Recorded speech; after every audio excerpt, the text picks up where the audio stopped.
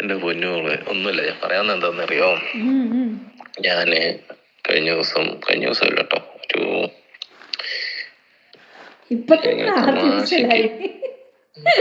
തമാശക്ക് തമാശക്കില്ലേ, ഞാനിങ്ങനെ മാർക്കറ്റ് മൊത്തം ഡൗൺ ആയിരുന്നു കേട്ടോ. ഈ നവംബർ മാസത്തില്, ഡിസംബർ ആദ്യമൊക്കെ, ഡിസംബർ 15 വരെയൊക്കെ മാർക്കറ്റ് ഡൗൺ ആയിരുന്നു. ബേസിക്കലി എന്താ റീസൺ എന്നറിയില്ല, സംഭവം മാർക്കറ്റെല്ലാം ഡൗൺ ആയിക്കൊണ്ടിരിക്കുകയായിരുന്നേ. അപ്പോ പക്ഷെ മാർക്കറ്റ് ഡൗൺ ആകുമ്പോൾ നമ്മൾ എപ്പോഴും റിസർച്ച് ചെയ്യണം ബേസിക്കലി. അപ്പൊ ഞാനാണെങ്കിൽ വേറെന്തൊക്കെയോ പരിപാടിക്ക് ഇടയ്ക്ക് തമാശക്ക് ഞാൻ വെറുതെ എന്തോ ഒരു കാര്യം നോക്കാൻ പോയപ്പോഴേ എന്തോ ഒരു ന്യൂസ് വായിച്ചിട്ടാണ്, ഇങ്ങനെ സ്പേസിന്റെ റെഡ് വയർ എന്നും പറഞ്ഞൊരു കമ്പനിയുണ്ട്. Red wire. ഇവര് എന്താ ചെയ്യണമെന്ന് വെച്ചാല്, ഇവര് സാറ്റലൈറ്റ് മുകളിലോട്ട് അയക്കും. ലൈക്ക് സാറ്റലൈറ്റ് പോലത്തെ ഒരു ബോക്സ് പോലത്തെ എന്തോ ഒരു സാധനം അയക്കും. എന്താണെന്ന് അറിയത്തില്ല അവരുടെ റിയൽ, പക്ഷെ സംഭവം ബേസിക്കലി അവരുടെ സർവീസ് എന്ന് വെച്ചാൽ ഇവര് ഇങ്ങനത്തെ ഒരു ബോക്സ് അയക്കും മുകളിലോട്ട്. എന്നിട്ട്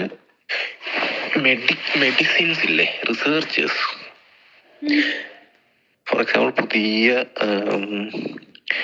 പുതിയ ടാബ്ലറ്റ്സ് കണ്ടുപിടിക്കുന്ന ആൾക്കാർ, ഫോർ എക്സാമ്പിൾ എന്തെങ്കിലും ഒരു ടാബ്ലറ്റ് കണ്ടുപിടിക്കുന്ന ആളുകൾ, കമ്പനികൾ, റീജനറേറ്റീവ് മെഡിസിൻസ്, അല്ലെങ്കിൽ റോബോട്ടിക്സ്, നാനോ ടെക്നോളജീസ്, അങ്ങനെ എന്ത് മെഡിസിൻസും പുതുതായിട്ട് കണ്ടുപിടിക്കുന്ന, ക്യാൻസർ, അങ്ങനെ എല്ലാത്തിനുള്ള മെഡിസിൻസ് ടെസ്റ്റ് ചെയ്യണമല്ലോ.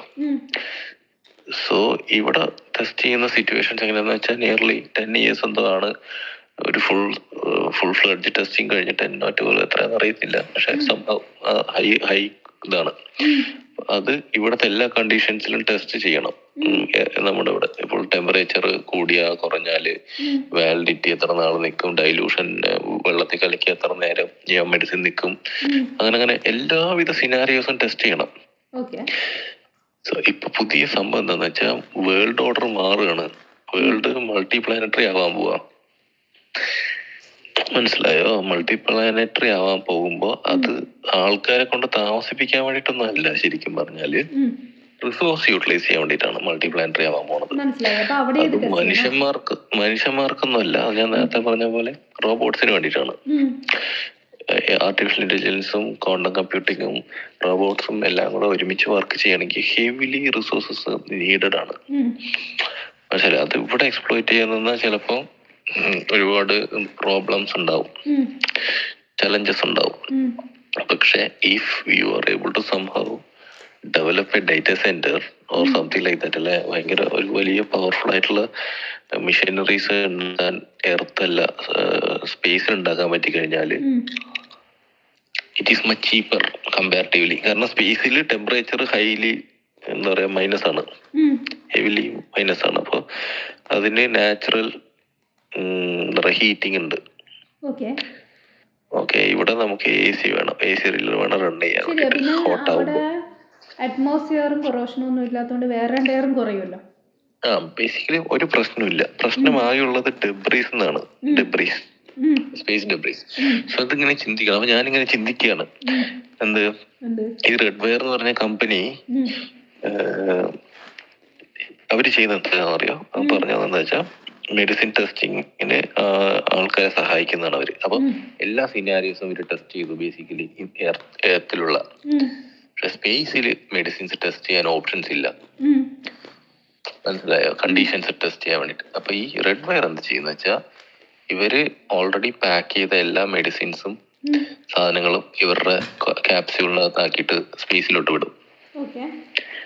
എന്നിട്ട് അത് മോണിറ്റർ ചെയ്യും കമ്പനീസ്. അപ്പൊ സ്പേസിൽ ഈ കെമിക്കൽസ് ഇല്ലെങ്കിൽ മെഡിസിൻസ് എത്രത്തോളം എഫക്റ്റീവ് ആണ് എന്ന് കണ്ടുപിടിക്കാൻ വേണ്ടിയിട്ടാണ്. അപ്പൊ എന്തിനാന്ന് വെച്ചാൽ,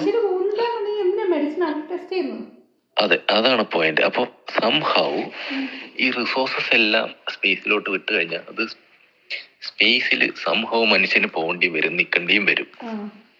കാരണം നമ്മുടെ സ്പീഡ് ഓഫ് മീഡിയം, അതായത് മാക്സിമം നമുക്ക് ലൈറ്റിന്റെ സ്പീഡിൽ ട്രാവൽ ചെയ്യാൻ പറ്റുള്ളൂ. പക്ഷെ അതൊന്നും ഒരിക്കലും അച്ചീവ് ചെയ്യാൻ പറ്റത്തില്ല. പക്ഷെ മാക്സിമം പോകുന്ന സ്പീഡിൽ നമുക്കൊരു ടൈം ലൈൻ പ്രോബ്ലം ഉണ്ട്. എന്നുവെച്ചാൽ ഇവിടുന്ന് ഇതിപ്പോ സ്പേസിന്റെ കാര്യം മാത്രമാണ്. പക്ഷെ ഇപ്പൊ ചന്ദ്രനിലാണ് പോയിട്ട് ഈ സാധനം ഉണ്ടാക്കണം വെച്ചോ. ബിക്കോസ് എന്തുകൊണ്ടാന്ന് വെച്ചാൽ ചന്ദ്രനിൽ ഓൾറെഡി റിസോഴ്സസ് ഉണ്ട്, റോക്കറ്റിന്റെ ഫ്യൂവലിനുള്ള റിസോഴ്സസ് ഉണ്ട്, ഈസിലി അവൈലബിൾ ആണ്. പിന്നെ അവിടെ ഇതില്ല, ഗ്രാവിറ്റി കുറവാണ്, എന്താ പറയാ, പിന്നെ അങ്ങനെ കുറെ കണ്ടീഷൻസ്, എർത്തിൽ കിട്ടാത്ത കണ്ടീഷൻസ് അവിടെ ഉണ്ട്. സോ ആ കണ്ടീഷൻസ് പല ടെക്നോളജികൾക്കും അഡ്വാൻറ്റേജ് ആണ്. അപ്പോ ചിലപ്പോ മനുഷ്യന് അങ്ങോട്ട് പോണ്ടി വരും, മനസ്സിലായ? അതിനാണ് ടെസ്ല സ്പേസ് ഷിപ്പ് ഉണ്ടാക്കുന്നത്. മനുഷ്യനെ കൊണ്ടുപോകാൻ വേണ്ടി മാത്രമാണ് ടെസ്ല സ്പേസ് ഷിപ്പ് എസ്പെഷ്യലി ഉണ്ടാക്കുന്നത്. അപ്പൊ മനുഷ്യന് ഉറപ്പായിട്ടും ചന്ദ്രനിലോട്ടും പോണ്ടി വരും, ചിലപ്പോ ചൊവ്വയിലോട്ടും പോണ്ടി വരും. മൾട്ടി പ്ലാനറ്ററി ആകുമ്പോ എന്തായാലും പോണ്ടി വരുമല്ലോ, അറ്റ്ലീസ്റ്റ് കുറച്ച് പേർക്കെങ്കിലും. ഈ പോകുന്ന ആൾക്കാർ ഹൈലി വാല്യൂഡ് ആയിരിക്കും, ഹൈലി സ്കിൽഡ്, ഹൈലി വാല്യൂഡ് ആയിരിക്കും. അപ്പൊ അവർക്ക് എന്തെങ്കിലും സംഭവിച്ച മെഡിസിൻസ് കൊടുക്കേണ്ടി വരും. ആൻഡ് ആ മെഡിസിൻസ് അവരെ ഇനി മെഡിസിൻസ് ഇല്ലാതെ പെട്ടെന്ന് തിരിച്ച് എർത്തിലോട്ട് കൊണ്ടുവരണം എന്ന് വെച്ചാൽ അതിന്റെ ഫീസിബിലിറ്റി പോസിബിൾ അല്ല. So the only solution is cure them where they are. അപ്പൊ മെഡിസിൻ കമ്പനീസിന് ആ ടെസ്റ്റ് ആവശ്യമാണ്. അപ്പൊ ആ ടെസ്റ്റ് ഇവർക്ക് ചെയ്യണമെങ്കിൽ റെഡ് വയറിന്റെ സഹായം വേണം. സോ റെഡ് വയർ എന്താ ചെയ്യുന്നത്? ഈ മെഡിസിൻ കമ്പനികൾക്ക് ഒരു അവസരം ഉണ്ടാക്കി കൊടുക്കുകയാണ് സ്പേസിൽ ടെസ്റ്റ് ചെയ്യാൻ അവരുടെ മെഡിസിൻസ്. കണ്ടീഷൻസ് മനുഷ്യന്റെ വയറ്റിന്റെ അകത്തുള്ള പോലെ അല്ലെങ്കിൽ അല്ല, മനുഷ്യന്റെ അകത്തല്ല, അത് അവര് റെപ്ലിക്കേറ്റ് ചെയ്യും. ഫോർ എക്സാമ്പിൾ 10 years ഇവര് മെഡിസിൻ ടെസ്റ്റ് ചെയ്യുന്നത് മനുഷ്യനെ വെച്ചിട്ടല്ലല്ലോ.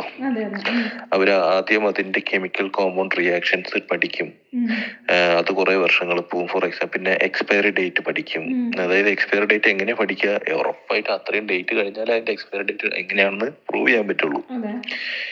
തിയററ്റിക്കലി നമുക്ക് പറയാം, പക്ഷെ പ്രാക്ടിക്കലി അത് പറയാൻ പറ്റില്ല. അതുകൊണ്ടാണ് മെഡിസിൻസ് പലതും ഭയങ്കര വലിയ ട്രയലിലൂടെ പോകുന്നത്. അപ്പൊ 2 വർഷം വാലിഡിറ്റി ഉള്ള മെഡിസിൻ 2 വർഷമാണ് വാലിഡിറ്റി എന്ന് ആദ്യം അവൻ പറയണമെങ്കിൽ അത് പ്രൂവ് ചെയ്യണം. അവൻ എങ്ങനെ പ്രൂവ് ചെയ്യും? അവൻ 2 വർഷം വെയിറ്റ് ചെയ്യണം, മനസ്സിലായില്ലേ? അത് പൂത്തു പോകത്തില്ല, അതിൽ ഫംഗസ് വരത്തില്ല, അതിൽ ബാക്ടീരിയ വരില്ല എന്നൊക്കെ പ്രൂവ് ചെയ്യണം. അത് എർത്തിലെ കണ്ടീഷൻ. പക്ഷെ ഈ മൾട്ടി പ്ലാനറ്ററിയിലോട്ട് പോകുന്ന ഹൈലി വാലിഡ് ആൾക്കാർക്ക് കൊടുക്കുന്ന മെഡിസിൻസും അതുപോലെ ടെസ്റ്റ് ചെയ്യണം. സോ അതിനാണ് റെഡ് വയർ. അപ്പൊ റെഡ് വയർ ഇപ്പോഴേ അത് ചെയ്യുക, മനസ്സിലായി? ആൾക്കാര് അതായത് നെക്സ്റ്റ് 20 years കഴിഞ്ഞ് നടക്കാൻ പോകുന്ന കാര്യങ്ങൾ അവരിപ്പോഴേ ചെയ്യുവാണ്. ദേ ആർ സ്റ്റാർട്ടപ്പ്, അല്ലേ? അപ്പൊ റെഡ് വയറിനെ കുറിച്ച് ഞാൻ ഇങ്ങനെ നോക്കിയപ്പോ ഇതാണ് എനിക്ക് റെഡ് വയറിനെ കുറിച്ച് മനസ്സിലായത്. പക്ഷെ റെഡ് വയറിന് ഒരു പ്രോബ്ലം ഉണ്ട്. എന്താന്ന് പറയാൻ പറ്റുമോ? ഞാനിങ്ങനെ ആലോചിച്ചപ്പോഴേ, ഒരു റെഡ് വയർ പോലത്തെ ഒരു സാറ്റലൈറ്റ് മുകളിൽ നിൽക്കുകയാണ്, അതിൻ്റെ അകത്ത് ഈ സംഭവം ഉണ്ട്. 2 വർഷത്തേക്ക് എക്സ്പയറി ടെസ്റ്റ് ചെയ്യുന്ന ഒരു മെഡിസിൻ ആണ് അതിൻ്റെ അകത്തുള്ളത്. 1.5 വർഷം ആകുമ്പോ ആ സാറ്റലൈറ്റിന് എന്തെങ്കിലും സംഭവിച്ചു. അപ്പൊ അവരുടെ 2 വർഷം ടൈമാണ് വാല്യൂ. അപ്പൊ ടൈം അവിടെ നശിച്ചു. ആ ടെസ്റ്റ് സംഭവിക്കുന്നതാന്ന് പറയാം, മര്യാദക്ക് കംപ്ലീറ്റ് ചെയ്യാൻ പറ്റാത്തതുകൊണ്ട്. കറക്റ്റ്, അതാണ് പോയിന്റ്. അപ്പൊ ഒറ്റ സാറ്റലൈറ്റ് മാത്രമല്ല, അപ്പൊ 100 സാറ്റലൈറ്റ് കിട്ടും. അപ്പൊ 100 സാറ്റലൈറ്റ് ഒരേ കേസ് പഠിക്കാൻ വേണ്ടി 100 സാറ്റലൈറ്റ് വിടേണ്ട ആവശ്യമില്ല, അത് കോസ്റ്റ് ആണ്. അപ്പൊ അവർക്ക് മാക്സിമം അവർക്ക് ഒരു 4 സാറ്റലൈറ്റ് കിട്ടാം, ഫോർ എക്സാമ്പിൾ. അപ്പൊ ഈ 4 സാറ്റലൈറ്റിലുള്ള ഒരു ചലഞ്ച്, അതിനുള്ള ചലഞ്ച് എന്ന് വെച്ചാൽ ഞാൻ ആലോചിച്ചിട്ട് കിട്ടിയത് ഡെബ്രീസ്, അതായത് സ്പേസ് ഡെബ്രീസ് ആണ്. അതായത് ആയിരക്കണക്കിന് സാറ്റലൈറ്റ്സ് ആണ് ഇപ്പോൾ ഓൾറെഡി ഉള്ളത്. പ്രൈവറ്റ് സെക്ടർ ആയാലും ഗവൺമെന്റ് സെക്ടേഴ്സ് ആയാലും വിടുന്നത്, മൈക്രോ തൊട്ട് നാനോ തൊട്ട് എല്ലാം ഉണ്ട്. ഇതൊന്നൊരു സ്ക്രൂ ഇളകിപ്പോയാലും ആ സ്ക്രൂ സ്പേസിൽ നിൽക്കും. പക്ഷെ ഈ സ്ക്രൂ മറ്റുള്ള സ്പേസ് ക്രാഫ്റ്റ്സിന് പ്രോബ്ലം ആണ്. അത് വന്ന് ഇടിച്ചിട്ട്, മനസ്സിലായ, കൺട്രോൾ ഇല്ലാതെ ഇടിച്ചിട്ട് എത്രയോ എന്താ പറയാ, എത്രയോ സാറ്റലൈറ്റ്സ് അതിന്റെ ഏജ് കഴിഞ്ഞിട്ട് അത് വെറുതെ റൊട്ടേറ്റ് ചെയ്യുന്നുണ്ട് ഇപ്പോഴും. അപ്പൊ അതിനുള്ള ഡെബ്രീസ് എല്ലാം ഒരു പ്രോബ്ലം ആണ്. അപ്പൊ ഞാനിങ്ങനെ അതിനെ കുറിച്ച് ഇങ്ങനെ തപ്പിപ്പോയപ്പോ കിട്ടിയ ഒരു കമ്പനിയുടെ പേരാണ് സിഡസ് സ്പേസ് എന്ന് പറഞ്ഞിട്ട്, SIDUS സ്പേസ്. ഇവര് ഒരു ലേഡിയാണ് അതിന്റെ CEO. അവരൊരു ചെറിയ കമ്പനിയാണ്. എന്നെ കുറിച്ച് അന്വേഷിച്ചു പോയപ്പോണ്ടല്ലോ, US വലിയ വലിയ കോർപ്പറേറ്റ്സ് അല്ല, കോൺട്രാക്ട്സ്. നാസ പോലത്തെ ആൾക്കാർ അവർക്ക് ചെറിയ എമൗണ്ടിന് അതായത് കുറെ കമ്പനികളുണ്ട്, അതിൽ ഇവരൊരു പാർട്ടായിട്ട് അവർ കൊടുത്തിട്ടുണ്ട് കോൺട്രാക്ട്സ്. ഡൊണാൾഡ് ട്രംപും പരിപാടികളൊക്കെ. അപ്പൊ ഞാൻ ഇതിനെ കുറിച്ച് അന്വേഷിച്ചപ്പോ ഇവർക്ക് എന്തിനാ കൊടുക്കണത്. അപ്പൊ അവരെന്താ ചെയ്യണത് അന്വേഷിച്ചപ്പോ എന്താ സംഭവം എന്ന് വെച്ചാൽ, അവരൊരു ആർട്ടിഫിഷ്യൽ ഇന്റലിജൻസ് ഡെവലപ്പ് ചെയ്തിട്ടുണ്ട്. ഡെവലപ്പിംഗ് സ്റ്റേജ് ആണ് തോന്നുന്നു. പക്ഷെ സംഭവം അവരുടെ വർക്ക് എന്താന്ന് വെച്ചാൽ, track micro like centimetre level debris, എല്ലാ സെന്റിമീറ്റർ ലെവൽ ഡെബ്രീസ് അവർ ട്രാക്ക് ചെയ്യും, അതിന്റെ പാത്ത് ട്രാക്ക് ചെയ്യും. അപ്പൊ എന്താ പറ്റുക, ഈ സിഡ് സ്പേസിന്റെ സർവീസ് റെഡ് വയർ എന്ന് പറഞ്ഞ കമ്പനി എടുക്കും. എന്തിനാണ്? വേറെ വഴിയില്ല. പിന്നെ റെഡ് വയറിന് ഈ AI ഉണ്ടാക്കണമെങ്കിൽ ഉണ്ടാക്കാം, പക്ഷെ അവര് ഫുള്ളി ഫോക്കസ്ഡ് ഓൺ മറ്റേതാണ്. അപ്പൊ അവർക്ക് മൾട്ടിപ്പിൾ റിസോഴ്സസ് ഇൻവെസ്റ്റ് ചെയ്തത് ഇൻവെസ്റ്റ്മെന്റ് സക്സസ് ആവില്ല എന്നറിയില്ല. സോ ഫോക്കസ് അവർ അതിൽ മാത്രമേ കൊടുത്തിട്ടുള്ളൂ. സിഡസിന്റെ സ്ഥലത്തോട്ട് ഫോക്കസ് ചെയ്തിട്ടുള്ളൂ. അപ്പൊ അവർക്ക് ബെസ്റ്റ് ഓപ്ഷൻ എന്താണ്, ഇവരുടെ നിന്ന് കോൺട്രാക്ട് കൊടുക്കുക. ഈ സിഡസിന് മക്കളെ, നമ്മുടെ ഒരു സാറ്റലൈറ്റ് അവിടെ ഉണ്ട്, അതിലേക്ക് വരുന്ന ഡെബ്രീസ് ഒന്ന് ഫോളോ ചെയ്ത് പറഞ്ഞു തരണം, എന്തെങ്കിലും ഉണ്ടെങ്കിൽ ഒന്ന് മാറ്റി തരണം. അതാണ് അപ്പൊ അവര് പറയാൻ പോകുന്നത്. ഫ്യൂച്ചറിൽ ഇതൊന്നും ഇപ്പൊ നടന്നിട്ടില്ല, പക്ഷെ ഫ്യൂച്ചറിൽ എന്താ സംഭവിക്കാൻ പോകുന്ന വെച്ചാൽ ഇതായിരിക്കും സംഭവിക്കാൻ പോകുന്നത്. ചിലപ്പോ അവരത് ചിന്തിച്ചിട്ടുണ്ടാവില്ല, എനിക്കറിയില്ല. ഞാനിങ്ങനെ ചിന്തിച്ചപ്പോ ഓർത്തതാണ്, കണക്ട് ചെയ്ത് നോക്കിയപ്പോഴേ. അപ്പൊ സിദ്ധസ് സ്പേസിൽ ഞാൻ എന്ത് ചെയ്തു, ഇൻവെസ്റ്റ് ചെയ്തു. വളരെ ചെറിയൊരു എമൗണ്ട് ഇൻവെസ്റ്റ് ചെയ്ത് ടെസ്റ്റ് ചെയ്തു, ഇതിങ്ങനെയൊക്കെ തന്നെ ആയിരിക്കുമോ എന്ന് അറിയാൻ വേണ്ടി. സിദ്ധസ് സ്പേസ് ടെസ്റ്റ് ചെയ്തപ്പോണ്ടല്ലോ, വിത്തിൻ എന്തോ ഒരു കേസ് കാരണം ഞാൻ ഇൻവെസ്റ്റ് ചെയ്തതിന് ശേഷം, ചെറിയൊരു എമൗണ്ട് ഇൻവെസ്റ്റ് ചെയ്തതിന് ശേഷം നോക്കിയപ്പോ സ്പേസ് ടെക്നോളജിയിൽ US ഭയങ്കരമായിട്ട് ഇൻവെസ്റ്റ് ചെയ്യുന്നു. എന്നുവെച്ചാൽ വലിയ കമ്പനികളാണ് കേട്ടോ. For example space X invest ചെയ്യില്ല, കോൺട്രാക്ട്സ് കൊടുക്കണം. സ്പേസ് എക്സ് അങ്ങനെ ഒരുപാട് സ്പേസുമായിട്ട് ബന്ധപ്പെട്ട എല്ലാ കമ്പനികൾക്കും അവർ എത്രയോ ബില്യൺ ലെവൽ കോൺട്രാക്ട് കൊടുക്കുന്നുണ്ട്. അതില് വൺ ഓഫ് ദ വലിയ വലിയ ആൾക്കാരുണ്ട്, Lockheed Martin, Boeing, Blue Ocean, അങ്ങനെ കുറെ ഉണ്ട്. അതില് ഏകദേശം 100,000 എനിക്ക് ഓർമ്മയില്ല നമ്പേഴ്സ്, അത്രയും കമ്പനികൾക്ക് അതിൽ പാർട്ടിസിപ്പേറ്റ് ചെയ്യാം. പക്ഷെ അതില് സിദ്ധ സ്പേസ് ഒന്നാണ്, മനസ്സിലായ? They can also participate. അപ്പോ എന്ത് പറ്റിയെന്ന് വെച്ചാൽ, സിദ്ധ സ്പേസിന്റെ ഞാൻ മേടിക്കുമ്പോൾ ഉള്ളത് under $1 ആയിരുന്നു കോസ്റ്റ്. കാരണം $1 താഴെ ആയതുകൊണ്ട് ആരും അങ്ങനെ അത് മേടിക്കില്ല പൊതുവെ, പക്ഷെ ശ്രദ്ധിക്കത്തില്ല. പെന്നി സ്റ്റോക്സ് എന്നാണ് പറയുന്നത്. അപ്പൊ എന്ത് പറ്റിയെന്ന് വെച്ചാ, ഇവന്മാര് കത്തിക്കേറി. ഇവന്മാര് under 1 ഉണ്ടായിരുന്ന സാധനം 4 മടങ്ങ് ഇപ്പൊ ഏകദേശം $5 ആവാറായിട്ടുണ്ട്. പക്ഷെ ഈ സാധനത്തിന്റെ സ്കോപ്പ് എന്ന് പറഞ്ഞാൽ ഹൈ ആണ്, മനസ്സിലായില്ലേ? അതായത് സ്പേസില് ഫെയിലിയേഴ്സ് ആർ ലൈക്ക് സാറ്റലൈറ്റ് പൊട്ടുക, അങ്ങനത്തെ സാധനങ്ങളൊക്കെയാണ് ഫെയിലിയർ ആയിട്ട് കാൽക്കുലേറ്റ് ചെയ്യുന്നത്. സക്സസ് എന്ന് പറയുമ്പോൾ ഈ ഇതുപോലത്തെ കോൺട്രാക്ട്സ് ആണ്, മനസ്സിലായ? സോ സ്പേസിൽ അങ്ങനത്തെ എന്താ പറയാ കോൺട്രാക്ട്സ് കിട്ടിയ അപ്പം സാധനം പൊങ്ങും. അപ്പൊ അങ്ങനെ ഞാൻ നോക്കിയപ്പോ അതിൽ ഞാൻ ചെയ്തിട്ട് സംഭവം ശരിയാണ്. ഞാൻ ഇൻവെസ്റ്റ് ചെയ്തപ്പോ അത് പാന പൊങ്ങി.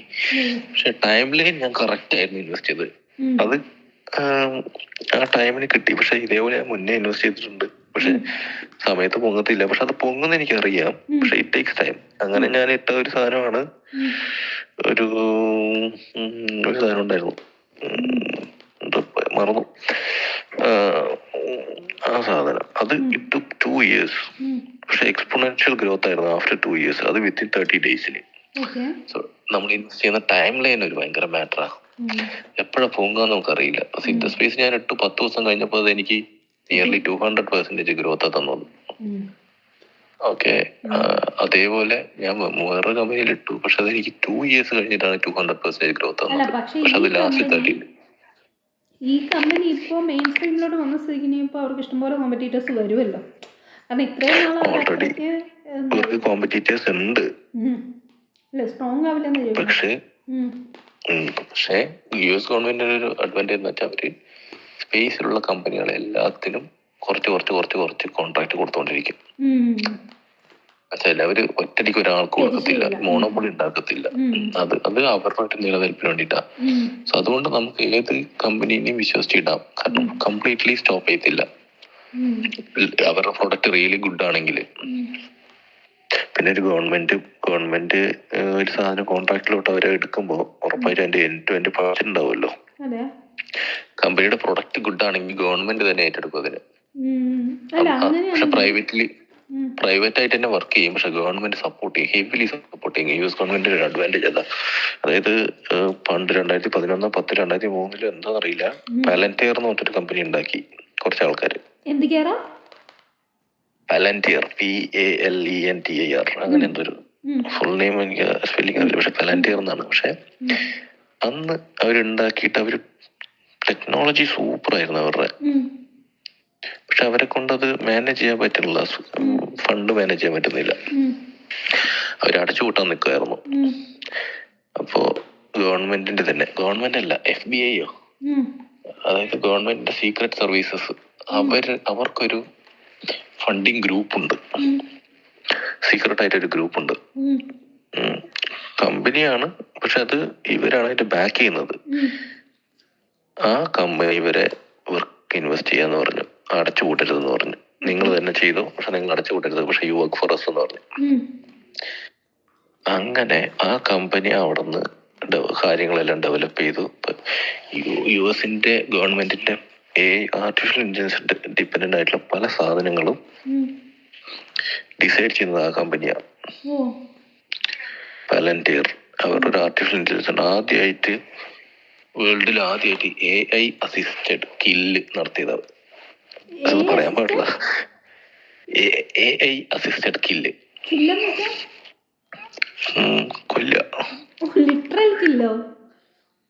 AI അസിസ്റ്റഡ് കിൽ എന്നുവെച്ചാ ഈ ഇസ്രായേലും ഹമാസും തമ്മിലുള്ള ഫൈറ്റില് ഹമാസിന്റെ പല ആൾക്കാരെയും പിൻ പോയിന്റ് ചെയ്തിട്ട് കൊല്ലാൻ പറ്റുക എന്നുള്ളത് ഭയങ്കര ടാസ്ക് ഉള്ള സാധനമാണ്. കാരണം ഹമാസ് ഒരു ബിൽഡിങ്ങിൽ ഉണ്ടെങ്കിൽ ആ ബിൽഡിങ്ങിൽ 10 പേര് ഇന്നസെന്റ് ആയിരിക്കും, അതിൽ 2 പേരായിരിക്കും ഈ ആൾക്കാർ. അവരെ മിക്സ് ചെയ്തിട്ടാണ് അവര് ഗ്രൂപ്പ് ചെയ്യുന്നത്, കിഡ്സ് ആൻഡ് പീപ്പിളിനെ ഷീൽഡ് ആയിട്ട് യൂസ് ചെയ്യും. അപ്പൊ അതുകൊണ്ട് അവരെ കൊല്ലുക എന്നുള്ളത് നിസാരമല്ല അവർക്ക്. അതുകൊണ്ട് പിൻ പോയിന്റ് അത്രയും പെർഫെക്റ്റ് ആയിരിക്കണം. അതുകൊണ്ട് ഈ ആള് മാറിയാൽ പോലും മനസ്സിലാക്കിയിട്ട് വേണം കില്ല് ചെയ്യാൻ. പിന്നെ അതിലുള്ള എത്ര ആൾക്കാർ അവിടെ ഇല്ല, അങ്ങനെ ഒരുപാട് സാധനങ്ങൾ, ഹീറ്റ് സെൻസിങ്, അങ്ങനെ ഒരുപാട് സാധനങ്ങൾ ചെക്ക് ചെയ്തിട്ട് വേണം അവിടെ ടാർഗറ്റ് ചെയ്യാൻ. നോർമൽ സിറ്റുവേഷൻസിൽ പറ്റത്തില്ല. അപ്പൊ ഇവരുടെ സോഫ്റ്റ്വെയർ ആണ്, ഇവരുടെ ഡ്രോൺസ്, സോഫ്റ്റ്വെയർ, മിസൈൽസ് എല്ലാം കൂടെ ഒരുമിച്ച് നിന്ന് ട്രാക്ക് ചെയ്ത് പിടിച്ച് സ്പെസിഫിക്കലി പോയി അറ്റാക്ക് ചെയ്യുന്ന ടൈപ്പ് ഓഫ് അറ്റാക്ക്. അത് ഫുള്ളി കൺട്രോൾഡ് ബൈ AI ആയിരുന്നു. അതായത് AI ആണ് അത്, പക്ഷെ ഇത് പബ്ലിക് ആക്കാൻ പറ്റത്തില്ല. മനസ്സിലായില്ലേ? Like that is challenging part. അതായത് AI കൊന്നു എന്ന് പറഞ്ഞു കഴിഞ്ഞാൽ അവിടെ ഭയങ്കര പ്രോബ്ലം അല്ലേ? പക്ഷെ ഇൻ റിയാലിറ്റി AI ആണ് ഡിസിഷൻ മേക്ക് ചെയ്യുന്നത്, ആരാണ് എപ്പോഴാണ് ടാർഗറ്റ് ചെയ്യേണ്ടതെന്നുള്ളത്. അപ്പൊ അങ്ങനത്തെ ഒരു പോയിന്റ്. അതായത് നമ്മൾ ഇപ്പൊ പബ്ലിക്കലി അവൈലബിൾ ആയിട്ടുള്ള ടെക്നോളജിയുടെ 10x ടെക്നോളജി അവരുടെ അടുത്ത് ഉണ്ടാവും. എന്നാൽ മാത്രമേ ഇവർക്ക് ഈ ഗവൺമെന്റ് ഏജൻസീസിന് കൺട്രോൾ ചെയ്യാൻ പറ്റുള്ളൂ, പബ്ലിക്കിനെ ആണെങ്കിലും എന്താണെങ്കിലും. കാരണം എന്താ നടക്കണമെന്ന് അറിയാതെ അവർക്ക് എന്ത് ചെയ്യണമെന്ന് ഡിസൈഡ് ചെയ്യാൻ പറ്റത്തില്ലല്ലോ.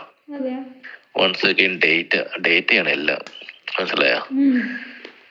അതുകൊണ്ട് ഫോർ എക്സാമ്പിൾ സ്പൈ ടെക്നോളജീസിന് യൂസ് ചെയ്യുന്ന സാധനങ്ങളൊക്കെ പണ്ട്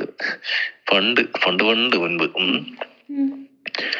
US ഗവൺമെന്റ് യൂസ് ചെയ്ത ഒരു ടെക്നോളജി എന്ന് പറഞ്ഞാൽ ഈ ബേർഡ് എന്ന് വെച്ചാ